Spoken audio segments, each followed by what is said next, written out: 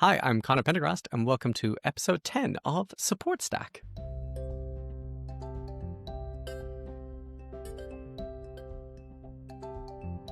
Oh, hey, Jordan Hooker. Welcome to Support Stack. How are you today? I'm doing well, Connor. Thanks for having me. Glad to be here. So you are customer support manager at Axuall. Is that correct? That is correct. Good. And you're here to talk to us, all of us here, about how Axuall handles product changes, and in particular, the fun part of telling all your many customers about all your product changes. So tell me about the genesis of this. When was it that you started thinking about this and started making changes and introducing Intercom into all the mix there? Sure. Yeah, great question. So we moved to Intercom in June of this year, so of 2025. Our previous support tool got the job done in terms of support, functionality, tickets, etc. But for our growth and the direction and scale of the company, we needed more. And so we made the switch to Intercom, particularly for the features that are available to us via Fin and via outbound messaging, which we'll talk about here in this conversation, and what it looks like to be able to utilize those things to be more proactive with our customers, to talk to our customers in the places where they're using our tools. Whereas in our previous tool, it was just much more challenging to do that without really significant engineering engagement. So one challenge we had is that our ability to communicate with customers when we release new products, new features, particularly things that were tied to lots of support tickets or conversations with customers via our success managers or through our client services team as they were implementing.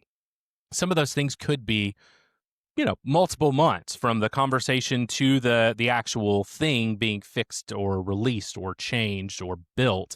And so how do we make sure that those customers know that we heard it and we took the action and we actually went and accomplished that thing that was valuable to them? And so previously, our release notes went out via an email. And as we all know, you go to your HubSpot dashboard, you look at the open rate and the click rate, and those are just very rarely great. People get 1 million emails a day. It's hard to know what's important, or you just don't have time for it. And so with our switch to Intercom, we now have had the ability to just give that to our customers where they're working in our tools, through pop-ups, through banners, and those types of features. And so it's made a really significant difference for us in the ability of our team to tell our customers, hey, this is this new exciting thing.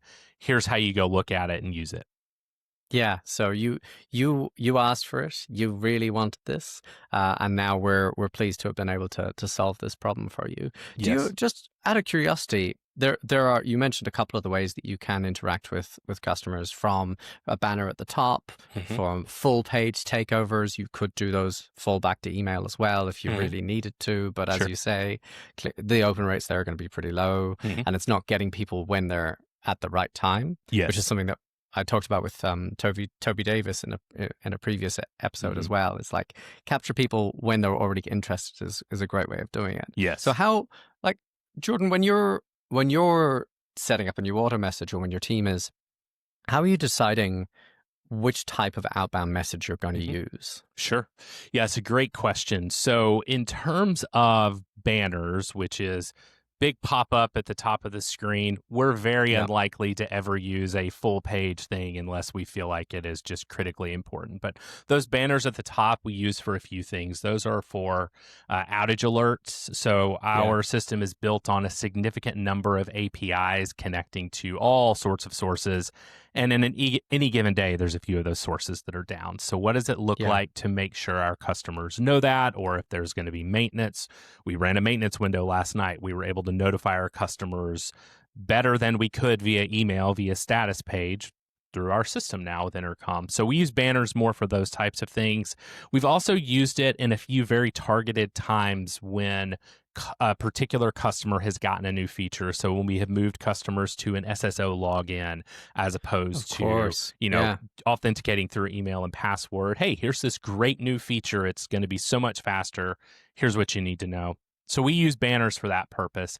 Pop-ups we use a little bit more, and those are really focused on product releases, surveys when we are running our twice annual survey for some of our customers to get some feedback. We'll utilize it there. Event registrations. We ran our annual client event earlier this fall.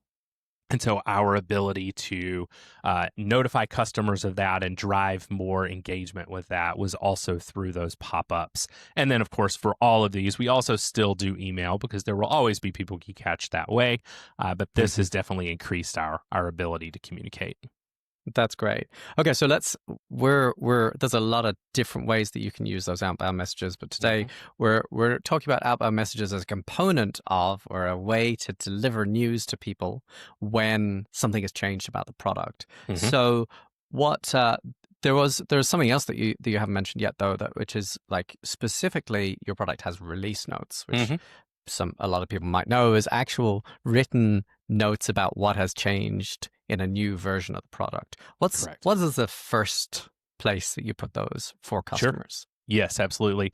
So we embed those in a website that's got a PDF. And so traditionally, we send an email to our customers, click this link, opens the PDF in another tab on your web browser, and you can read the release notes, download them if you would like. Of course, as we've mentioned, email, not a great medium for getting engagement from customers. And so that's been the first place that we've done that.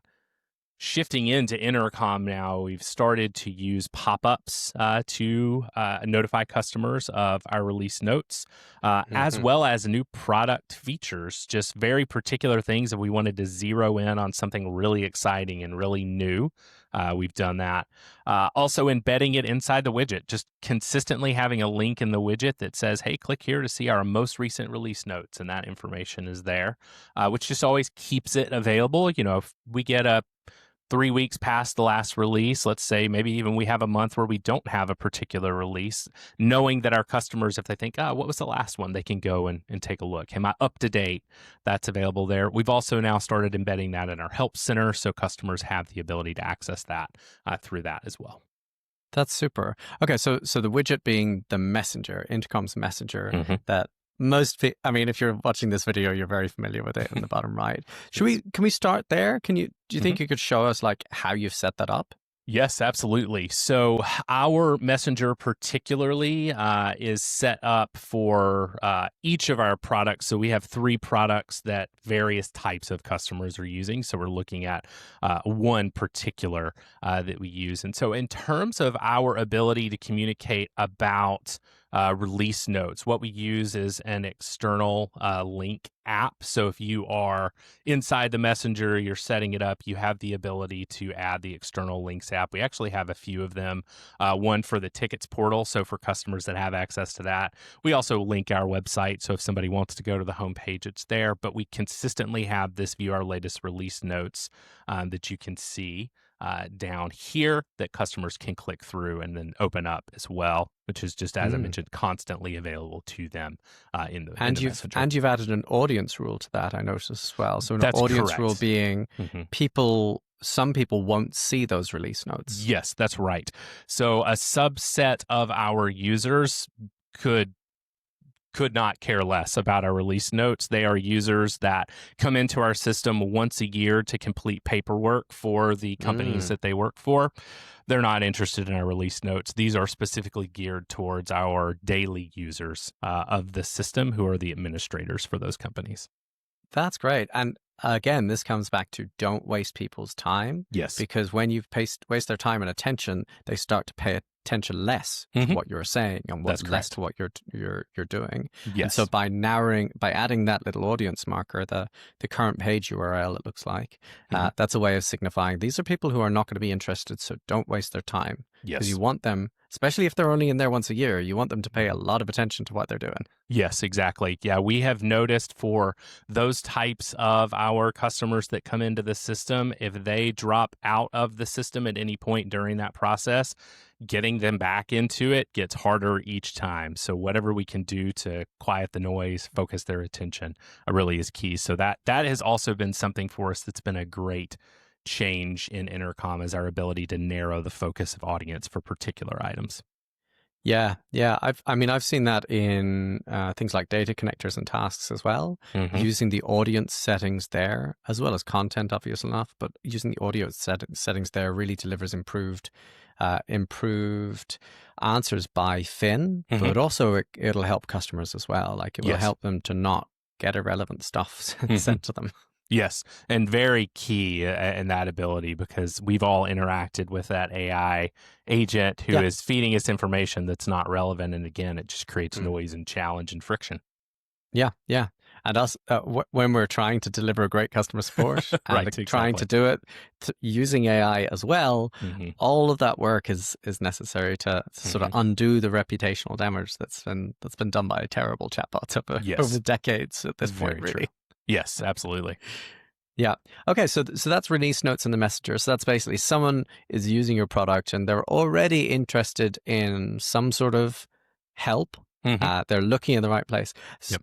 What about for people who are just like they're starting their day or they're getting into the product Mm-hmm. and now you'd like to make sure that they know what changes have happened. Mm-hmm. You use outbound messages for that, right? Yes, that's correct. So we have begun to use outbound post, particularly as relates to our release notes, for customers to really present them with that. So you log in on our most recent release was on October 14th. You log in on October 14th and a pop-up pops up at the bottom right there off of the messenger that says, "We're excited to announce our new release notes. Here's a link to the information where you can see that."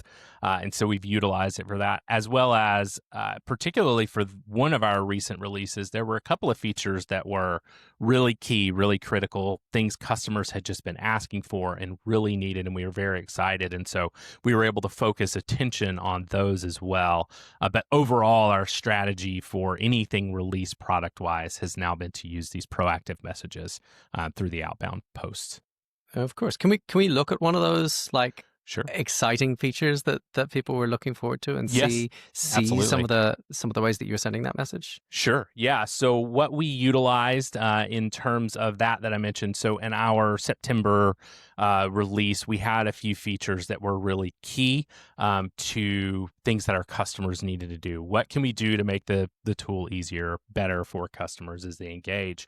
And so we utilized a pop-up separate from our release notes for that particular cycle to say to customers, "Hey, here's this really exciting thing, these 2 new features that we really want you to know about and have more information about." And so we dropped those in a particular post. So as a customer, when I logged in, it popped up and gave them that information. And it's just it's a couple of quick bites of information. So even if it pops up and you are doing something else and you're like, okay, let me go down there and click X on that, you're still getting a quick visual of that information. And so either you stop and register, "Oh, that's a feature I've been interested in seeing," or you register, "That sounds interesting. I'll go back and look at that later." And so it gives them the ability to do that. What was really great for us was in terms of our usage, as you can see here, this message was sent to 438 of our users in that system, and 94% of those users opened that message and saw the information. And so our ability to communicate and drive adoption of new features through this tool has just been incredible. Is just so much higher. And I noticed, once again, you are targeting specific people here as well. Yes, that's right. Both in terms of their role as well as where they are in the product. So it's not just, they're not just sort of first signing and they're going specifically, it looks like, to an admin section of the product. Yes, that's right. And it's only for user type admin. So it's very targeted just to people. It is. Yeah. And so we're hiding, we're not showing the actual content of the message here, just to hide that a little bit. But so that's why if someone's looking at the video, that's why it's not shown there. Yes. But it's the rules here are targeting the content to make it relevant to the audience, relevant to where the audience is and what they're most likely to be doing once again. Yes, that's correct. And in terms of this, it is one subset of users, and then of those users, a whole entirely different subset that need this particular information. And so our ability to communicate, whereas previously, like we've mentioned with email, you just have an email list and you're shooting it out to everybody and hoping the right people see it. This now helps us ensure that we give them every opportunity to see it. Yeah. Or if you're not, then you're asking the engineering team to run a custom request or something like that to get a list of all the users and then BCCing them all or something like that. Right. Yes. Uploading lists. Whereas this, once you've got the attributes set up, which is pretty trivial work, and we go back to this helps Finn to answer questions as well when it has the information about who has what role. Yes. Then, hey, great, you've got the right information here. So speaking of Finn, obviously as products change as well, that's stuff that Finn needs to know about. Otherwise, it's getting out of date information. Correct. What kind of responsibilities? Like who's responsible on your team for making sure that Finn gets that information and how it gets the information? Sure, absolutely. So two kind of levels of that. Of course, as our technical product is built and developed, our engineering team and our product team is building out the technical documentation that's needed for that. On the other side, on my team, I have a support ops analyst, Jenny Carpenter, who is responsible for taking the new information that comes through. She actually manages this entire outbound program as well. Keeps track of the content calendar to make sure that, 5 product managers don't want to say something on the same day. We need to manage that out and make sure that that's clear. But she goes through, takes that information, and then updates our documentation that then is used by Finn to present to customers as well. And so kind of by building that stream, we've ensured that, yes, we have the, of course, very technical documentation, which is important, but we also have documentation for our users to generate through Finn and through our help center that is not necessarily technical, because while we do have a subset of users who are very technical and do need that information, most of our users are more interested just in the front end functionality of the tool. So how do we communicate that way to them in a way that's helpful? Excellent. Well, it's a comprehensive setup you have here in terms of communicating with your customers and communicating with the right people at the right time as well. Do you have any plans to evolve this? What would you dream of doing next, or what would you dream of doing? What are you intending to do next, and what would you dream of doing one day? Yeah, it's a great question. I think one of the things that was surprising about this is how quickly we got this functioning. I mean, we switched to Intercom in June, and by end of July, we were starting to utilize these tools and build them out. They're incredibly user-friendly, incredibly quick.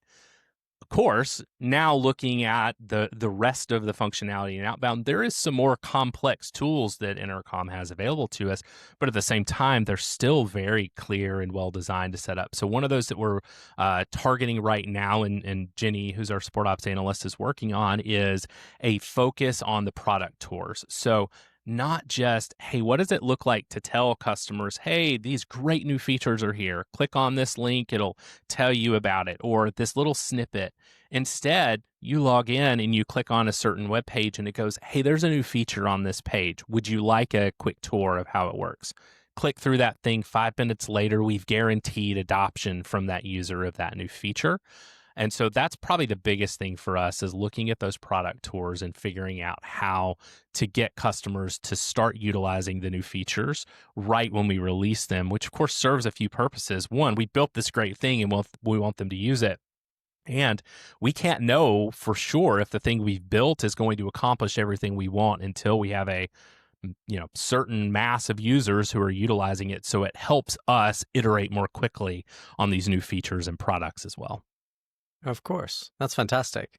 And then the dream for you, like what's the dream of using Intercom, or in particular, I'd say we can think about anything, but let's maybe narrow it down to product releases and customer education. Sure. Yeah, I think from a customer education standpoint, it is truly about proactively supporting customers where they are. So figuring out the ways to utilize these tools to say, hey, we've noticed that this customer gets to this page and they're sitting on this page for a really long period of time. What does it look like to present content to them in a really concise and streamlined way that helps them? Perhaps they're not stuck. Perhaps they landed on that web page and their phone rang and they're on the phone. Yeah. But perhaps they are. So what do we do to ensure that? And so for me, I think that's the dream of just just constantly giving our customers more of what they need where they need it. And of course that helps them in using the tool. That also reduces some burden on my team, because if we can meet customers where they are, give them a really quality education and support experience proactively, that also takes some of the pressure off my team for those tickets that might potentially come through in that regard, or result in just low adoption of a tool as well. Of course. Yeah, that's fantastic. Well, Jordan, thank you so much for giving us a look under the hood of how Sure. Axuall is educating customers on product changes and product Hmm. releases, and just very similar to the Toby Davis episodes as well, Hmm. smoothing the curve of Yes. incoming conversations. Where should our delightful viewers find you online, or find Sure. stuff about Axuall online? Yeah. Do you have anything that you could promote, perhaps? Sure, absolutely. Yeah, so if you'd like to connect with me, you can find me on LinkedIn. I am linkedin.com/n/Jordan Hooker. Easy to find me there. You can also find my podcast, Table Service, on LinkedIn. And then also, if you go to YouTube and search for table_service, you'll find that there. You will, of course, find Connor in a previous episode from season 1 that I definitely encourage Who, folks to me? go listen to. Yes, absolutely. And then aside from that, if you're interested in learning more about Axuall, particularly if you're a health system that is looking for a way to improve your recruiting, credentialing, and employee records, and keeping all of that up to date, and having a better experience for your clinicians, you can find us at Axuall. That's AXUALL.com. And we'd love to talk with you about what we can do to assist your team. Nice one. Well, thank you very much, Jordan. And dear viewer, if you'd like to see future episodes of Support Stack, you can find them on YouTube. Just subscribe where you're watching this video. It is right here. Just press the subscribe button. Other than that, you can find my email list, customersuccess.cx/daily. And that's where you'll get my daily emails about Intercom, about customer support leadership, about customer education, all these kind of topics that we're talking about today. And have a delightful day, and see you soon. Bye.